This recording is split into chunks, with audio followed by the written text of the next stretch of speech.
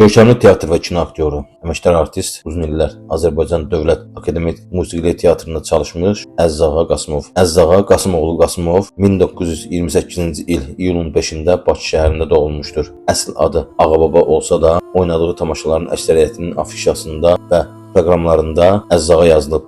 1936-cı ildə Bakı şəhəri 19 nömrəli məktəbin 1-ci sinifinə gedib. 7-ci sinifi bitirəndə ailəsinin ağır güzaranda yaşaması ilə əlaqədar işləyib. Həmçinin 4 saylı sənət məktəbində oxuyub. 1946-cı ildə Bakı Teatr məktəbinə daxil olub.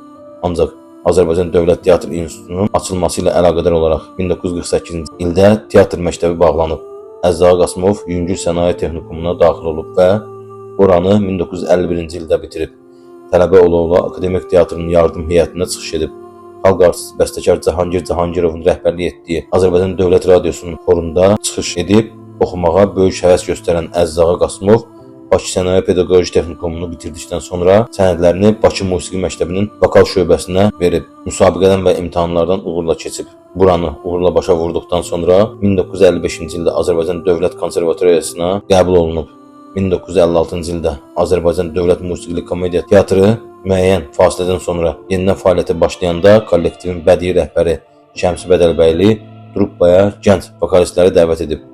2-ci kursda oxuyan Əziz Ağa Qasımov teatrın aktyor truppasına solist dəvət olunub və ömrünün sonuna kimi bu kollektivlə çalışıb. O uzun illər bu teatrda həm mürəkkəb partiyalar oxuyub, həm də xarakterik rollar ifa edib. Əziz Ağa Qasımov teatr yaradıcılığı ilə yanaşı bir sıra kino və televiziya tamaşalarında da çəkilib. Azərbaycan filmin istehsalı olan Ulduz, musiqi müəllimi, Qaraca Qız, ekran əsərlərində kiçik rollarda çıxış edib. 1982-ci ildə əməkdar artist fəxri adına layiq görülən sənətkar 1985-ci il fevralın 18-də Bakı şəhərində vəfat edib. Allah rəhmət eləsin.